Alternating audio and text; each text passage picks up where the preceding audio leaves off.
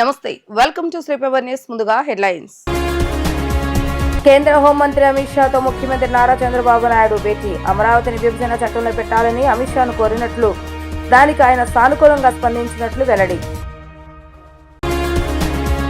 Visakha beach రోడ్లో యోగాంధ్ర కార్యక్రమంలో పాల్గొన్న మంత్రులు డోలా బాలవీరాంజనేయ స్వామి, అనిత. విశాఖలో జరిగిన యోగా దినోత్సవంలో అందరూ భాగస్వాములు కావాలని పిలుపు. పోలవరం ప్రాజెక్టు పురోగతిపై మంత్రి నిమ్మల రామానాయుడు సమీక్ష. ప్రాజెక్టు పనుల్లో నాణ్యత విషయంలో ఎక్కడా రాజీ పడొద్దని అధికారులకు ఆదేశం.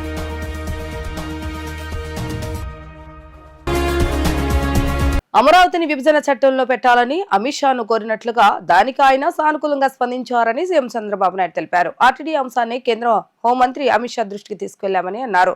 జగ్గేపేట డోల్కొండ క్లస్టర్లో 6,000 ఎకరాలు అందుబాటులో ఉందని, ఈ క్లస్టర్లో మిసైల్ అండ్ అమ్యునిషన్ ప్రొటెక్షన్ కేంద్రంగా తీర్చిదిద్దాలని కోరినట్లుగా తెలిపారు. Lepakshi Madakasira cluster military and civil ఎయిర్ క్రాఫ్ట్ ఎలక్ట్రానిక్ తయారీ కేంద్రం ఏర్పాటు చేయాలని కోరినట్లుగా ముఖ్యమంత్రి వివరించారు. ఢిల్లీ పర్యటనలో భాగంగా పలువురు కేంద్ర మంత్రులతో భేటీ అనంతరం చంద్రబాబు నాయుడు మీడియాతో మాట్లాడారు. 2019-24 మధ్య ఏపీలో భారీగా విధ్వంసం జరిగిందని అన్నారు. వైఎస్ఆర్సీపీ చేసిన విధ్వంసం నుంచి రాష్ట్రాన్ని గాడిని పెట్టాలంటే 10 ఏళ్లు పడుతుందని అన్నారు. టీడీపీ ప్రభుత్వం రాగానే రాష్ట్రాన్ని పునర్నిర్మిస్తామని ఎన్నికల్లో హామీ ఇచ్చామని గుర్తు చేశారు. అందుకు అనుగుణంగా అన్ని ప్రయత్నాలు చేస్తున్నామని తెలిపారు. గత ప్రభుత్వం 1.20 లక్షల కోట్ల బిల్లులు చెల్లించకుండా బకాయిలు పెట్టిందని అన్నారు. ఈ ఏడాదిలో రాష్ట్రానికి అత్యధికంగా పెట్టుబడులు వచ్చాయని తెలిపారు. ఢిల్లీకి వచ్చిన ప్రతిసారి 7 మంత్రులతోనూ కలుస్తున్నామని వివరించారు. సూర్య కింద 35 లక్షల కుటుంబాలకు విద్యుత్ ఇవ్వాలని ఆకాంక్షించినట్లుగా వెల్లడించారు. ఈ పథకం కింద ప్రతి నియోజకవర్గంలో 10,000 కుటుంబాలకు విద్యుత్ ఇస్తున్నామని అన్నారు. సూర్యగర్ అమలుకు మద్దతు ఇవ్వాలని కేంద్రాన్ని కోరామని అన్నారు. తమ ప్రభుత్వం ఏపీ ఇంటిగ్రేటెడ్ క్లీన్ ఎనర్జీ పాలసీని తీసుకొచ్చిందని, ఈ పాలసీ ప్రకారం 72 గిగావాట్ల గ్రీన్ ఎనర్జీని ఉత్పత్తి చేయాలని అన్నారు. 28,346 కోట్ల విలువైన గ్రీన్ ఎనర్జీ కార్డర్ ఇవ్వాలని కేంద్ర మంత్రి ప్రహ్లాద్ జోషిని కోరామన్నారు. అందుకు కేంద్ర మంత్రి సానుకూలంగా స్పందించారని అన్నారు. అమరావతిని విభజన చట్టంలో పెట్టాలని కోరినట్లుగా, దానికి ఆయన సానుకూలంగా స్పందించారని తెలిపారు. ఆర్టీడీ అంశాన్ని కేంద్ర హోంమంత్రి అమిత్ షా దృష్టికి తీసుకెళ్లామని అన్నారు. ఆపరేషన్ సింధూర్ను విజయవంతం చేసిన రాజ్నాథ్ సింగ్ కు అభినందన తెలిపారు. జగ్గేపేట డోలకొండ క్లస్టర్లో 6,000 ఎకరాలు అందుబాటులో ఉందని, ఈ క్లస్టర్లో మిసైల్ అండ్ అమ్యునిషన్ ప్రొటెక్షన్ కేంద్రంగా తీర్చిదిద్దాలని కోరినట్లుగా తెలిపారు. లేపాక్షి మడకసిర క్లస్టర్లో మిలిటరీ అండ్ సివిల్ ఎయిర్ క్రాఫ్ట్ ఎలక్ట్రానిక్ తయారీ కేంద్రం ఏర్పాటు చేయాలని కోరినట్లుగా వివరించారు. విశాఖ అనకాపల్లి క్లస్టర్లో నేషనల్ ఎక్స్పెరిమెంట్ కేంద్రాలు ఏర్పాటు చేయాలని కోరారన్నారు. కర్నూలు ఓరకల్ క్లస్టర్లో మిలిటరీ డ్రోన్లు, రోబోటిక్స్, అడ్వాన్స్ డిఫెన్స్ కాంపోనెంట్స్ తయారు చేయాలని కోరినట్లుగా తెలిపారు. గడిచిన 5 సంవత్సరాలు 19-24 చేసినటువంటి విధ్వంసం చూస్తే కనీసం 10 సంవత్సరాలైనా సరే మినిమం టైం పడుతుంది. కనీసం ఇది ట్రాక్లో పెట్టాలంటే మేము ఎన్నికల్లో కూడా చాలా స్పష్టంగా ఎన్డీఏ ఒక హామీ ఇచ్చాం. రాష్ట్రం పూర్తిగా విధ్వంసం పాలైంది. మళ్ళీ ఎన్డీఏ వస్తాని రాష్ట్రాన్ని పునర్నిర్మాణం చేస్తామని చాలా స్పష్టమైన హామీ ఇచ్చాం. వచ్చిన తర్వాత నేను 1 సంవత్సరం, రేపటికి 12వ తారీఖు నెక్స్ట్ మంత్కి 1 ఇయర్ అవుతుంది. 1 ఇయర్లో అన్ని ప్రయత్నాలు చేసినా మళ్ళీ అన్ని డిపార్ట్మెంట్ని ట్రాక్లో పెట్టడానికి సమయం పడతా ఉంది. ఏదైతే సోలార్ రూఫ్ టాప్ సూర్యగర్, ఈ కార్యక్రమం కింద ఒక 30 లక్షల కుటుంబాలకి కరెంట్ ఇవ్వాలనుకుంటున్నాం. దాన్ని కూడా క్లియరెన్స్ ఇవ్వమని చెప్పి అడిగాను. ఇది డిమాండ్ డ్రివన్ ప్రోగ్రామ్ కాబట్టి మీరు ఎంత చేసి అంత ఇస్తామని చెప్పారు. దాని ప్రకారం మ్యాక్సిమం వెళ్తున్నాం. ఇది కూడా క్లియర్ చేయడం జరిగింది.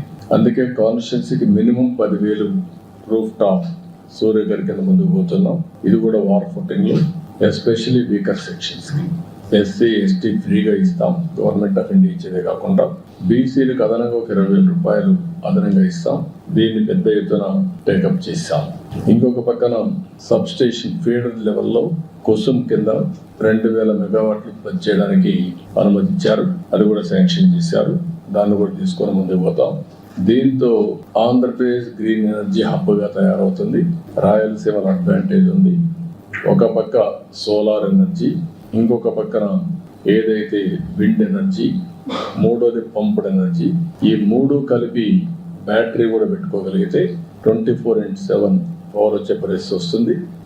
రాష్ట్రానికి సంబంధించిన కొన్ని డిమాండ్స్ ఉంటే అవన్నీ పెట్టాను. దగ్గర ఒక 4 ఇంపార్టెంట్ ప్లేసెస్. ఇవన్నీ డిఫెన్స్ మ్యానుఫ్యాక్చర్ హబ్స్ కింద. ఒకటి జగ్గయ్యపేట డోనకొండ క్లస్టర్, ఒక 6,000 ఎకరాలు ఇక్కడ ఉంది. ఇక్కడ మేజర్ వాళ్ళు అడిగింది missile and ammunition production centre కింద దీన్ని క్రియేట్ చేయమని చెప్పి రిక్వెస్ట్ చేశాను. దానికి కూడా వారు సానుకూలంగా ఉన్నారు. రెండోది లేపాక్షి మడకసిర, ఇక్కడ ఒక 10,000 ఎకరాలు ఉంది. Military and civil air crafts కానీ ఎలక్ట్రానిక్స్ మ్యానుఫ్యాక్చరింగ్, అదే మరి ఇంకొక పక్కన ఏరోస్పేస్ ఎకోసిస్టమ్ క్రియేట్ చేయాలని చెప్పి కోరాను. దానికి కూడా ఆయన సుముఖంగా ఉన్నారు. అదే మరి విశాఖపట్నం అనకాపల్లి క్లస్టర్, ఈ ఏరియాలో మనం చూస్తే naval equipment production, weapon testing, అదే మరి లీవరేజింగ్ స్ట్రాంగ్ మ్యారిటైమ్ ప్రజెన్స్ ఉంది కాబట్టి ఈస్టర్న్ నేవల్ కమాండ్ కూడా ఉంది.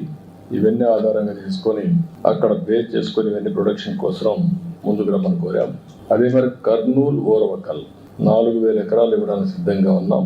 ఇక్కడ military drones, robotics, advance defence components ని మ్యానుఫ్యాక్చర్ చేయాలని చెప్పి కోరాను. ఇక్కడ ఉండే డిఫెన్స్ పిఎస్యూస్ ని యాక్టివేట్ చేసి ఆంధ్రప్రదేశ్లో కూడా కొన్ని క్లస్టర్స్ తయారు చేయని చెప్పి కోరడం జరిగింది. ఇది కాకుండా ఇంకొక పక్కన తిరుపతి ఐఐటిలో DRDO industry academy centre of excellence పెట్టమని కోరాను. దానికి కూడా ముందుకు వస్తున్నారు. ఇంకొక పక్కన common storage policy for ammunition, అదే మరిగా లైసెన్స్ అథారిటీస్ కావాల్సిన స్టోరేజ్ కానీ టెస్టింగ్ కానీ ఇవన్నీ కామన్ ఇన్ఫ్రాస్ట్రక్చర్ క్రియేట్ చేయమన్నాం. అది కూడా చేస్తా ఉన్నారు. ఇంకొక పక్కన పెద్ద ఎత్తున ఏరోస్పేస్ మ్యానుఫ్యాక్చరింగ్ అండ్ ఎంఆర్ఓ కూడా క్రియేట్ చేయమని చెప్పి రిక్వెస్ట్ చేశాం. Yoga for one earth one health నినాదంతో జూన్ 21వ తేదీన 11వ అంతర్జాతీయ యోగా దినోత్సవాన్ని ఘనంగా నిర్వహించేలా అధికారులు పనులను వేగవంతం చేస్తారు. విశాఖ బీచ్ రోడ్ లో జరుగుతున్న యోగాంధ్ర కార్యక్రమంలో జిల్లా ఇన్ఛార్జ్ మంత్రి డోలా బాలవీరాంజనేయ స్వామి, హోంమంత్రి వంగలపూడి అనిత పాల్గొని యోగాసనాలు చేశారు. విశాఖలో జరిగే యోగా దినోత్సవాలు అందరూ భాగస్వాములు కావాలని పిలుపునిచ్చారు. భారత్లో సాంప్రదాయంగా వస్తున్న వ్యవస్థ యోగా అని ఏపీ హోంమంత్రి అనిత అన్నారు. అంతర్జాతీయ యోగా దినోత్సవ సన్నాహంలో భాగంగా విశాఖలో పోలీస్ శాఖ ఆధ్వర్యంలో నిర్వహించిన యోగాంధ్రలో మంత్రులు బివి స్వామి, అనిత పాల్గొన్నారు. విశాఖ బీచ్ రోడ్ లో యోగాసనాలు చేశారు. అనంతరం మంత్రి అనిత మీడియాతో మాట్లాడారు. 11వ యోగా దినోత్సవం విజయవాడలో నిర్వహించుకోవడం అదృష్టమని అన్నారు. రోజు గంట ఆసనాలు వేస్తే రోజంతా ఉత్సాహంగా ఉంటామని, వచ్చే నెల 21న విశాఖలో జరిగే యోగా దినోత్సవానికి ప్రధాని మోడీ హాజరవుతారని మంత్రి అనిత తెలిపారు. ఆరోగ్యమే మనకు గొప్ప ఆస్తి అని మంత్రి డిబివి స్వామి అన్నారు. అందరిలో ఆరోగ్య భద్రత పెరిగిందని, ప్రస్తుతం పాతతరం ఆహారపు అలవాట్ల వైపు అడుగులు వేస్తున్నామని చెప్పారు. విశాఖలో జరిగే యోగా దినోత్సవంలో అందరూ భాగస్వాములు కావాలని పిలుపునిచ్చారు. 11వ ప్రపంచ యోగా దినోత్సవానికి విశాఖ వేదిక కానుంది అంటే నిజంగా విశాఖ వాసులుగా మనందరం కూడా ఒక అదృష్టవంతులనే చెప్పుకోవాలి. ఎందుకంటే ఏదో అంటారు కదా, సినిమా రిలీజ్ అయ్యే ముందు టీజర్ ఎంత బాగుంటే సినిమా ఎంత బాగుంటుందో అనుకుంటాం. అదేవిధంగా ఈరోజు మా పోలీస్ వ్యవస్థ, అదేవిధంగా నేషనల్ నేవల్ కమాండెంట్ నేవీ, అదేవిధంగా గ్రేహౌండ్స్ వాళ్ళు, battalions, city police, Anakapalli police and Vizianagaram police, రాష్ట్ర వ్యాప్తంగా ఉన్న పోలీస్ డిపార్ట్మెంట్లో అందరూ కూడా ఈరోజు యోగాని ప్రమోట్ చేయడానికి, అంతర్జాతీయ యోగా దినోత్సవం సందర్భంగా అందరం కూడా యోగాలో మేము పాలు పంచుకుంటున్నామని చెప్పడానికి ఒక మంచి ఈవెంట్ని ఈరోజు ఈ విశాఖ సముద్ర తీరం వేదికగా ఏర్పాటు చేసినందుకు ప్రత్యేకంగా కలెక్టర్ గారికి ధన్యవాదాలు, నమస్కారాలు తెలియజేసుకుంటూ, యోగా అంటేనే ఒక రకంగా భారతీయ సంప్రదాయం ప్రకారం వచ్చిన ఒక వ్యవస్థ. ఆ వ్యవస్థ ఎలాంటిదంటే ప్రపంచానికే బహుమతిగా అందించిన యోగా వ్యవస్థని ఈరోజు అంతర్జాతీయ యోగా దినోత్సవం సందర్భంగా విశాఖని వేదికగా చేసుకొని నేను ఇక్కడికే వస్తాను, ఇక్కడే యోగా దినోత్సవం జరుపుకుంటానని సాక్షాత్తు ప్రధానమంత్రి నరేంద్ర మోడీ గారు అతని నోటి నుంచి అతనే చెప్పారంటే ఒక్కసారి విశాఖపట్నానికి ఇందాక మన పెద్దలు చెప్పినట్టుగా ప్రపంచ పటంలో ఎలాంటి స్థానం లభించిందో మనందరం కూడా తెలుసుకోవచ్చు. సుందరమైన విశాఖపట్నం నగరం అంటే అందరూ కూడా ఏదో అంటారు, మా సీఎం గారు అంటారు, నేను విశాఖపట్నంతో ప్రేమలో ఉంటాను అంటుంటారు. నిజంగా అందరూ అలాగే ఉంటారు. ఒక పక్క సముద్ర తీరం, ఒక పక్క బీచ్, దారిపోటు ఇంచుమించుగా చాలా పొడవైన సాగర తీరం. ఇలాంటి సాగర తీరంలో ఇలాంటి ప్రమోషన్ కనుక వస్తే డెఫినెట్గా ప్రపంచవ్యాప్తంగా ప్రజలందరూ కూడా యోగాకి కనెక్ట్ అవుతారు. యోగాతోని కేవలం ఏదో ఆసనాలు చేసామన్నది కాకుండా మన శరీరాన్ని, మనసుని ఏకం చేసే యోగా అన్నది మన జీవన శైలిలో ఒక భాగమైపోవాలి అన్న విషయాన్ని మనందరం కూడా తెలియజేసుకోవాలి. యోగాంధ్రకి ఇప్పుడే హోమ్ మినిస్టర్ గారు పోలీసుల యొక్క స్థైర్యం, ధైర్యం, విధులు చెప్తూ పోలీస్ శాఖ ఈరోజు ఇక్కడ 5,000 మందితో యోగాంధ్ర కార్యక్రమం పార్టిసిపేట్ చేస్తుంటే స్వయాన ఆ శాఖ మంత్రి గారు పాల్గొనడం కూడా ఇక్కడ గొప్ప విశేషం, అదృష్టంగా భావిస్తున్నాం. ఇక్కడే కాదు, ప్రతి జిల్లా కేంద్రంలో కూడాను రోజు ఒక్కొక్క థీమ్తో హ్యూజ్ ఈవెంట్గా కూడా మనం తీసుకుంటూ ఉన్నాం. రాష్ట్రంలో 2 కోట్ల మందితో జూన్ 21వ తేదీన యోగాంధ్ర నిర్వహించాలని ప్రభుత్వం నిర్ణయం చేసింది. అందులో ఉన్నటువంటి అధికారులందరూ కూడా అధికారులు, ప్రజాప్రతినిధులు భాగస్వాములై ప్రజలు చైతన్యపరుస్తున్నారు. ఇక్కడికి గొప్ప ఏంటంటే మనకి సాక్షాత్తు ప్రధానమంత్రి నరేంద్ర మోడీ గారు కూడా ఈ ఆర్కే బీచ్లోనే యోగోత్సవంలో పాల్గొనడం మనం అదృష్టంగా భావిస్తున్నాం. ఇంతకుముందు ఉన్న రికార్డుల్ని అధిగమించి కొత్త రికార్డుని, ప్రపంచ రికార్డుని సాధించేందుకు ఈ విశాఖ వేదికగా కాబోతుండడం మన అదృష్టంగా భావిస్తున్నాం. ప్రాజెక్టు పనులను నిర్దేశించుకున్న లక్ష్యానికి అనుగుణంగా పూర్తి చేసేందుకు అదనపు మిషనరీ సిబ్బందిని ఏర్పాటు చేసుకుని వేగవంతం చేయాలని రాష్ట్ర జలవనరుల శాఖ మంత్రి డాక్టర్ నిమ్మల రామానాయుడు ఆదేశించారు. ప్రాజెక్టు పనిలో నాణ్యత విషయంలో రాజీ పడొద్దని, లక్ష్యానికి అనుగుణంగా పనులు పూర్తి చేసేలా అధికారులు ఎప్పటికప్పుడు పర్యవేక్షణ చేయాలని సూచించారు. పోలవరం ప్రాజెక్టు ఎడమ కాలువ వెలుగొండ హంద్రీనివా పనుల పురోగతిపై జలవనరుల శాఖ మంత్రి నిమ్మల రామానాయుడు సమీక్ష నిర్వహించారు. ఇటీవల కురుస్తున్న అకాల వర్షాలతో జరుగుతున్న పనులకు ఆటంకం కలుగుతుందని అధికారులు మంత్రి దృష్టికి తీసుకొచ్చారు. అదనపు మంత్రులు సిబ్బందిని ఏర్పాటు చేసుకుని పనులు వేగవంతం చేయాలని మంత్రి సూచనలు జారీ చేశారు. పనుల్లో నాణ్యత విషయంలో రాజీ పడొద్దని మంత్రి ఆదేశాలిచ్చారు. లక్ష్యానికి అనుగుణంగా పనులు పూర్తి అయ్యేలా అధికారులు ఎప్పటికప్పుడు పర్యవేక్షణ చేయాలని సూచించారు. Veligonda project head regulator, tunnels, feeder canal, పునర్వాస కాలనీల నిర్మాణ పనులు వేగవంతం చేయాలని మంత్రి అధికారులను ఆదేశించారు. అదనపు మెషినరీ సిబ్బందిని ఏర్పాటు చేసుకుని పనులు వేగవంతం చేయాలని మంత్రి సూచించారు. విజయవాడలోని బెంజ్ సర్కిల్ సమీపంలో విషాదం చోటు చేసుకుంది. నారా చంద్రబాబు నాయుడు కాలనీలోని ఓ భవనంలో కరెంట్ షాక్ తో 3 మృతి చెందారు. మృతుల్లో దంపతులతో పాటు ఇంటికొచ్చిన బంధువు ఉన్నారు.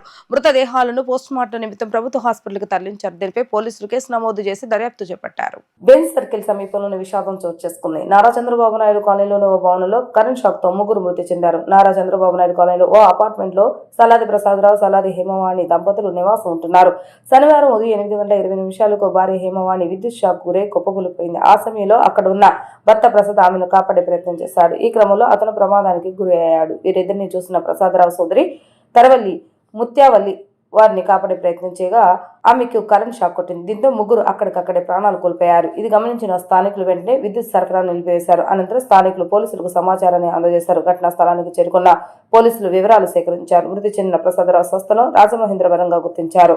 విజయవాడ తూర్పు నియోజకవర్గం ఎమ్మెల్యే గద్దె రామ్మోహన్ సంఘటన స్థలాన్ని పరిశీలించారు. స్థానికులను, పోలీసులను వివరాలను అడిగి తెలుసుకున్నారు. మృతదేహాలను పోస్ట్ మార్టం చేసే నిమిత్తం ప్రభుత్వ హాస్పిటల్కి తరలించారు. దీనిపై పోలీసులు కేసు నమోదు చేసి దర్యాప్తు చేపట్టారు.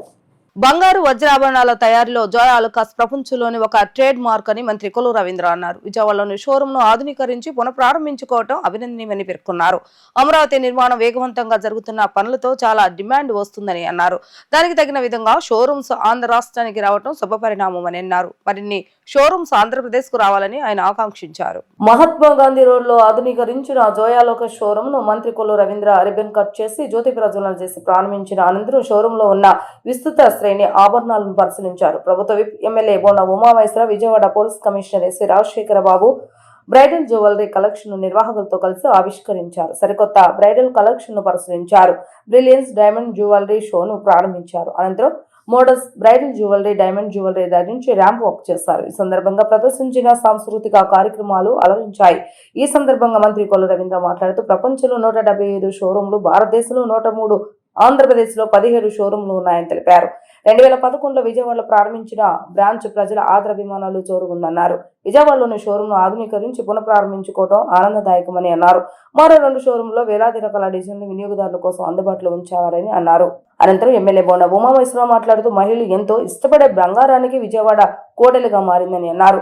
బంగారం అనేది కుటుంబంలో ఒక భాగం అయిందని చెప్పారు. బ్రైడల్ కలెక్షన్స్, డైమండ్ జ్యువెలరీ అందరికీ అందుబాటులో ఉన్నాయని తెలిపారు.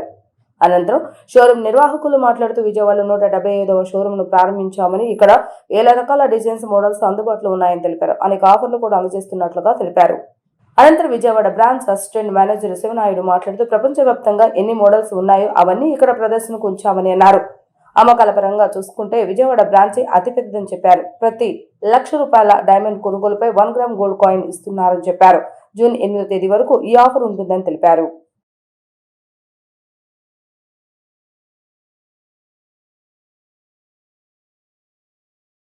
బంగారం ఏవైతే వస్తువులు తయారు చేస్తారో జాయ్ లుకాస్ ఒక ట్రేడ్ మార్క్ అది. దాదాపు ప్రపంచంలో 170 షోరూమ్స్తోనూ, అదేవిధంగా దాదాపు 103 షోరూమ్స్ ఇండియాలో, ఆంధ్రాలో 17వ షోరూమ్ మరి ఆంధ్రాలో కూడా రావడం. మరి 2011లో విజయవాడలో మరి ఒక బ్రాంచ్ స్టార్ట్ చేసుకోవడం జరిగింది. ఇప్పుడు మరొక 2 ఫ్లోర్స్లో ఈరోజు అత్యంత అధునాతనమైనటువంటి మెషినరీతో తయారు చేసినటువంటి మరి బంగారాన్ని ఇక్కడ ఈరోజు ప్రారంభించుకోవడం చాలా శుభదినం అని మనస్ఫూర్తిగా అభినందన తెలియజేస్తా ఉన్నాను. మరి ఇలాంటి షోరూమ్స్, ఎందుకంటే ఈరోజు రాష్ట్రం మన అమరావతి నిర్మాణం అలాగే వేగవంతంగా జరుగుతున్నటువంటి పనులతో చాలా డిమాండ్ వస్తుంది. దానికి తగిన విధంగా షోరూమ్స్ కూడా మరి ఆంధ్ర రాష్ట్రం రావడం ఇది చాలా శుభపరిణామం. మనస్ఫూర్తిగా వారిని అభినందిస్తూ మరిన్ని షోరూమ్స్ మన ఆంధ్ర రాష్ట్రం రావాలని చెప్పి కోరుతాను.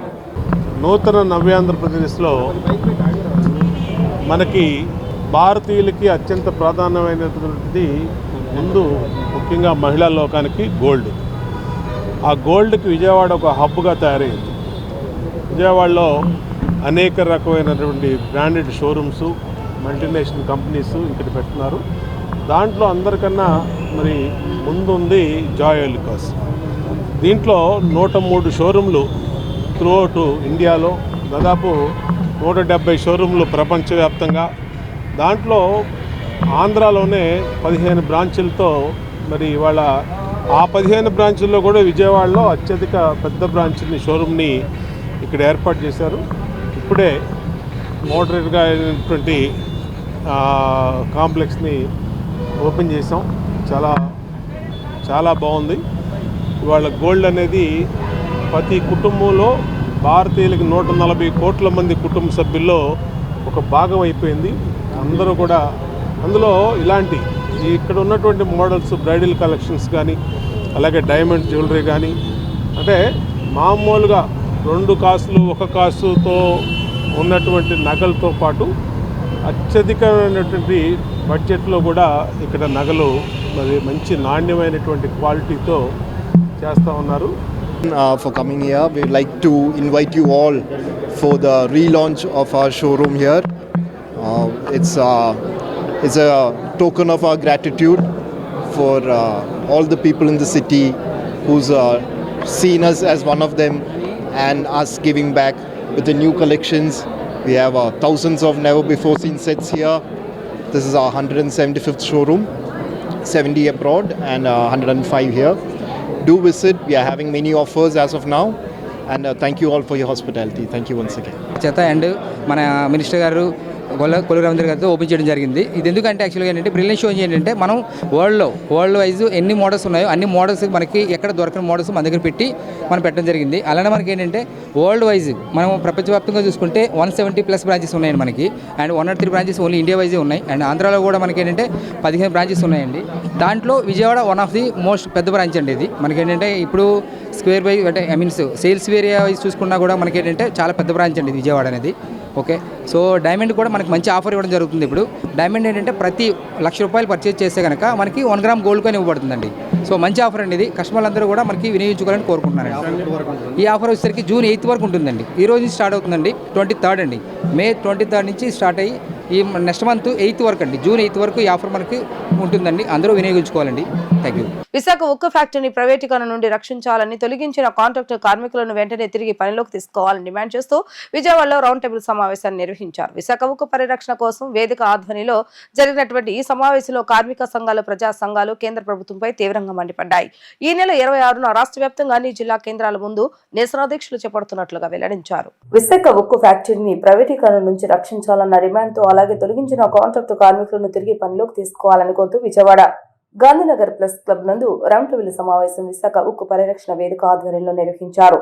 ఈ సందర్భంగా సిఐటి రాష్ట్ర ఉపాధ్యక్షుడు Umamaheshwara, AITUC deputy secretary Venkata Subbaiah మాట్లాడుతూ ఇప్పటికే 4,000 మందిని ఉద్యోగుల నుంచి తొలగించారని, ఇంకా 1,000 మందిని తొలగించేందుకు కేంద్ర ప్రభుత్వం ప్రయత్నిస్తుందని ఆరోపించారు. కాంట్రాక్టు కార్మికులకు మద్దతుగా జేఏసీ మే 20వ తేదీ నుంచి సమ్మె చేపట్టిందని తెలిపారు. కేంద్రం తీసుకుంటున్న నిర్ణయాలపై రాష్ట్ర ప్రభుత్వం మౌనంగా ఉందని, తిరుగుబాటు చేసే బదులు ఒత్తాసు పలుకుతుందని విమర్శించారు. విశాఖ ఉక్కు ఫ్యాక్టరీకి అవసరమైన గనులు మరో కంపెనీకి ఇవ్వడం దురదృష్టకరమని పేర్కొన్నారు. చంద్రబాబు నాయుడుకు నిజమైన చిత్తశుద్ధి ఉంటే కేంద్రాన్ని ఒప్పించి విశాఖ స్టీల్కి సొంత గనులు ఇప్పించాలని అన్నారు. విశాఖ ఉక్కు ఫ్యాక్టరీ సమస్యల పరిష్కారం కోరుతూ ఈ నెల 26వ తేదీన అన్ని జిల్లా కేంద్రాల్లో ధర్నాలు నిర్వహిస్తామని తెలిపారు. జూలై 9వ తేదీన దేశవ్యాప్తంగా సమ్మెకు పిలుపునిస్తున్నామని పేర్కొన్నారు. ఈ పోరాటంలో కార్మిక సంఘాలు, ప్రజా సంఘాలు, రైతు సంఘాలు పెద్ద ఎత్తున పాల్గొనాలని వారు పిలుపునిచ్చారు. విశాఖ స్టీల్ కార్మికులకి మద్దతుగా రౌండ్ టేబుల్ సమావేశం జరుగుతుంది. ఇందులో ప్రధానంగా 20వ తారీఖు నుంచి 14,000 మంది కాంట్రాక్ట్ కార్మికులు అక్కడ సమ్మెలో ఉన్నారు. ఇప్పటికీ 4,000 మంది కాంట్రాక్ట్ కార్మికులను తొలగించారు. దుర్మార్గమైనటువంటి చర్య ఇది. అంతేకాకుండా ఇంకా కొన్ని వేల మందిని తొలగించడానికి ఇక్కడ కేంద్రంలో ఉన్న ప్రభుత్వం పూనుకుంటూ ఉంది. ఇది అన్యాయం అని అడిగినందుకు వాళ్ళ మీద పోలీసు నిర్బంధం ప్రయోగించడమే కాదు, అక్రమ కేసులు పెట్టి వ్యవహరిస్తున్నారు. కాంట్రాక్ట్ కార్మికులకు మద్దతుగా అక్కడ ఉన్నటువంటి పర్మనెంట్ కార్మికులు మే 20వ తారీఖున వాళ్ళు ఒకరోజు సమ్మె అనేటటువంటి చేశారు. కేంద్ర ప్రభుత్వం మాట్లాడదు, రాష్ట్రంలో ఉన్నటువంటి ప్రభుత్వం మాట్లాడదు. మేము ఈరోజు అడుగుతున్నాం, వాళ్ళు ఏమన్నా అన్యాయం చేశారా? వాళ్ళకి 6 నెలల నుంచి 8 నెలల వరకు కూడా జీతాలు లేవు. ఆ జీతాలు ఇవ్వమంటున్నారు. మమ్మల్ని అన్యాయంగా తీసేయొద్దని అడుగుతున్నారు. ఎందుకంటే వాళ్ళని తీసేయటం ద్వారా ఇప్పుడు ఉత్పత్తి కుంటుపడింది. ఉత్పత్తి కుంటుపడటం అంటే అర్థం ఏంటి?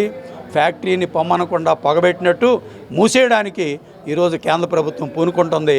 దానికి రాష్ట్ర ప్రభుత్వం కూడా వత్తాసు పలుకుతుంది. ఇది న్యాయమా? ఇది అన్యాయం అని చెప్పి మేము అడుగుతున్నాం. అంతేకాదు, ఈరోజు ఇక్కడ రాష్ట్రంలో ఉన్నటువంటి ప్రభుత్వం కుమారస్వామి గారు వచ్చి 15,000 కోట్ల రూపాయలు మేము దీనికి కావాల్సినటువంటి పునరుద్ధరణ కోసం కేటాయించామనగానే మేము తెచ్చామన్నారు. కానీ 15,000 కోట్లు దేనికట? ఆ 15,000 కోట్లు ఓన్లీ పాత బకాయిలు తీర్చడానికి, కార్మికులు ఉద్యోగులు జీతాలు ఇవ్వడానికి కాదు, లేదా ఫ్యాక్టరీ యొక్క అభివృద్ధి కోసం కాదు. అదే రకంగా ఈరోజు అక్కడ ఫ్యాక్టరీని మూసేయటానికి పూనుకుంటుంటే సొంత గనులు ఇవ్వండి అని చంద్రబాబు నాయుడు గారు అనలేకపోయారు. కానీ పక్కన ఉన్నటువంటి ప్రైవేట్ ఫ్యాక్టరీ ఇంకా పెట్టలేదు. శంకుస్థాపనకు వచ్చి ఆ మెటల్ కంపెనీకి గనులు ఇవ్వండి అనేటటువంటిది అడిగారు. నేను అడుగుతున్నా చంద్రబాబు నాయుడు గారి చిత్తశుద్ధిని, అయ్యా మీరు ఈరోజు విశాఖ స్టీల్ ఫ్యాక్టరీకి సొంత గనులు ఇస్తే లాభాల బాట పడుతుంది, ఎవరి మీద ఆధారపడాల్సిన అవసరంలా, చాలా నాణ్యమైన స్టీల్ అనేటటువంటిది ఇస్తుంది. ఆ విషయం మీకు తెలుసు. అయినా ఈరోజు దానికి సొంత గనులు అడగకుండా మెటల్ కంపెనీకి అడగటం ఏంటండి? అంటే మీ చిత్తశుద్ధి ఏమిటి అని అడుగుతున్నా. విశాఖపట్నం స్టీల్ ఫ్యాక్టరీ గురించి గత సంవత్సర కాలంగా కూడా చంద్రబాబు నాయుడు ప్రభుత్వం చాలా డ్రామా ఆడుతోంది. ఎందుకంటే ఆయన ముఖ్యమంత్రి అయిన వెంటనే విశాఖ కార్మికులు అందరు కూడా వచ్చి ఒక రిప్రజెంటేషన్ ఇచ్చి ఆయన కలిసినప్పుడు ఆయన ఏం చెప్పాడంటే, మీకు ఎందుకయ్యా నేను చూసుకుంటా అన్నాడు. ఆయన ఏం చూసుకుంటాడో ఏం అర్థం కాలే. ఇప్పటి వరకు పెద్దలు చెప్పినట్టు మిట్టల్ ఫ్యాక్టరీకి గనులు అడిగాడు తప్ప విశాఖ ఫ్యాక్టరీకి అడగడానికి ఆయనకు నోరు రాలే. అదేవిధంగా ఈరోజు అక్కడ 2,500 మంది కాంట్రాక్ట్ కార్మికులు తొలగించారు. 1,400 మందిని విఆర్ఎస్ ఇవ్వడానికి సిద్ధపడుతున్నాడు. కాబట్టి ఇంతమందిని తొలగిస్తామంటే ఆయన ఏం చూసుకున్నట్టు లెక్క. కాబట్టి ఈరోజు కేంద్ర కార్మిక సంఘాల ఆధ్వర్యంలో అందరం కలిసి ఇక్కడ విజయవాడలో ప్రెస్ క్లబ్లో రౌండ్ టేబుల్ సమావేశం పెట్టాము. రేపు 26వ తేదీన 26 జిల్లాలలో అన్ని జిల్లా కేంద్రాల్లో పెద్ద ఎత్తున ధర్నాలు చేసి కలెక్టర్లకు మెమోరాండం ఇస్తాం. ఈ రాష్ట్ర ప్రభుత్వానికి కూడా కేంద్ర కార్మిక సంఘాల ఆధ్వర్యంలో ఒక రిప్రజెంటేషన్ ఇవ్వాలని నిర్ణయం చేశాం. తర్వాత తదుపరి కార్యక్రమం ఈ రాష్ట్రంలో ఉన్నటువంటి అన్ని మంత్రుల ఇళ్లను కూడా ముట్టడియడానికి కూడా ఇక్కడ కొన్ని ప్రతిపాదనలు వచ్చాయి. దాని మీద కూడా ఆలోచన చేస్తున్నాం.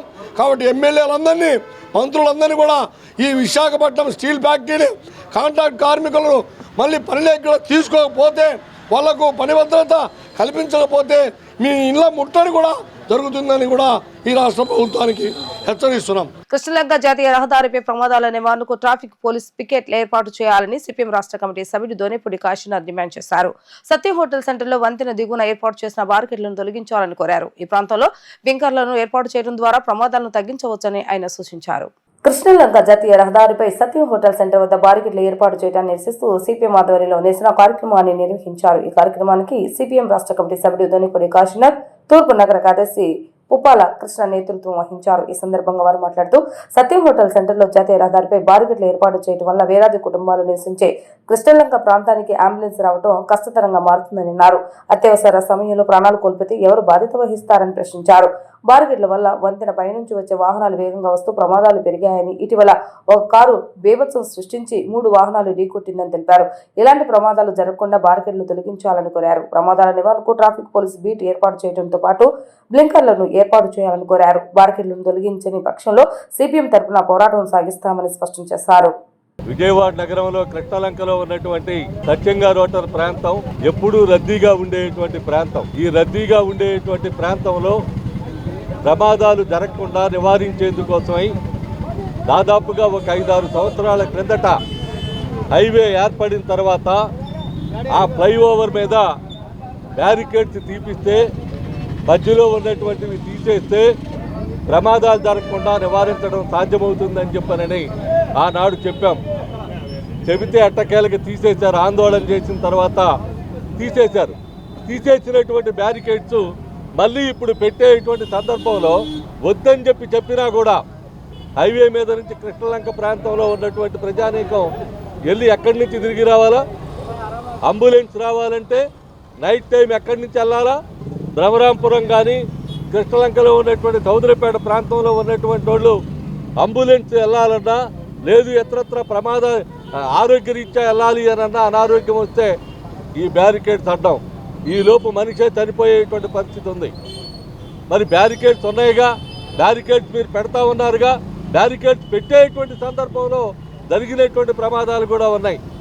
పట్ట పగలో పైనుంచి వచ్చేటువంటి దాని వేగ నియంత్రణ అనేది లేకపోయేసరికి మొత్తం ఒక కారు వచ్చి మొత్తం 3 కార్లని ధ్వంసం చేసింది.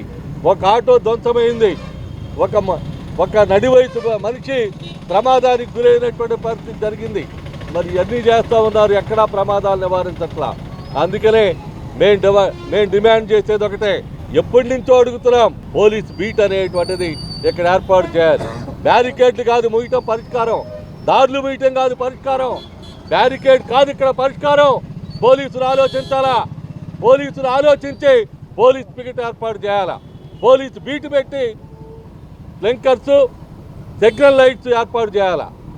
డబ్బొగిటైతే మందు ఒకటేసేటువంటి పరిస్థితుల్లో పోలీసులు ఆలోచిస్తూ ఉన్నారు.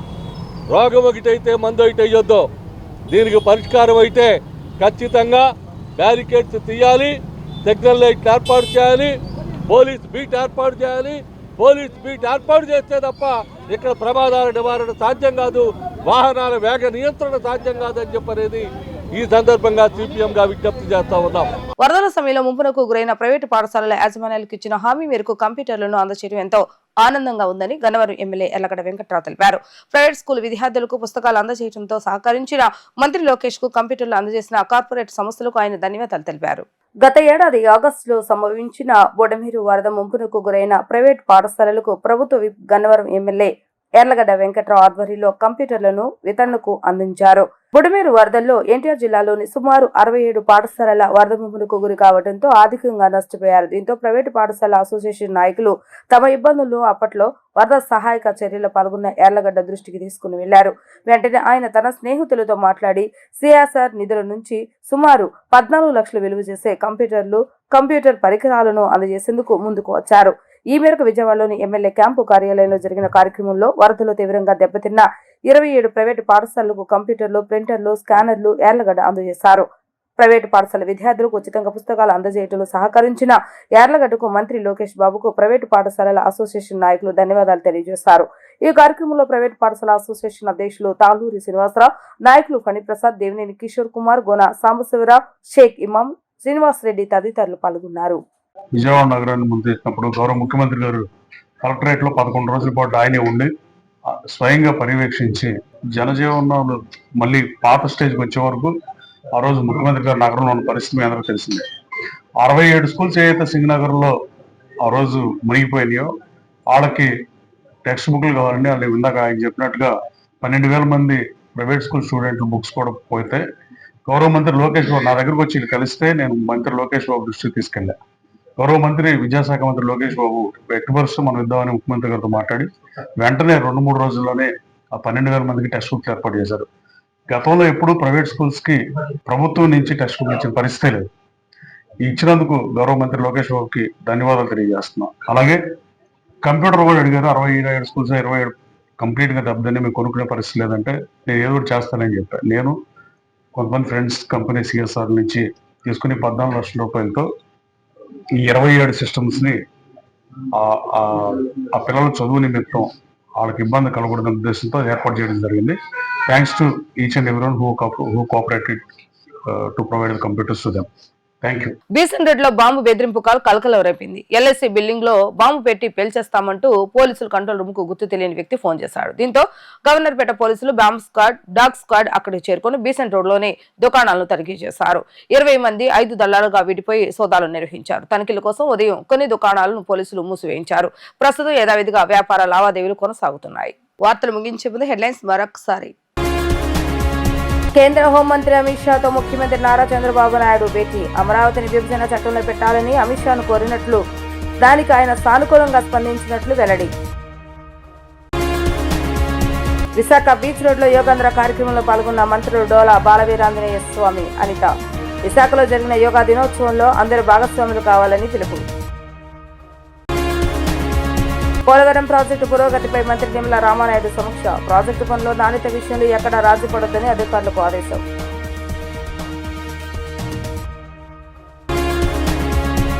ఇవి ఈ రోజు వార్తా విశేషాలు. మరలా తిరిగి ప్రసారమే వార్తలు మళ్ళీ కలుద్దాం. అంతవరకు సెలవు. నమస్కారం.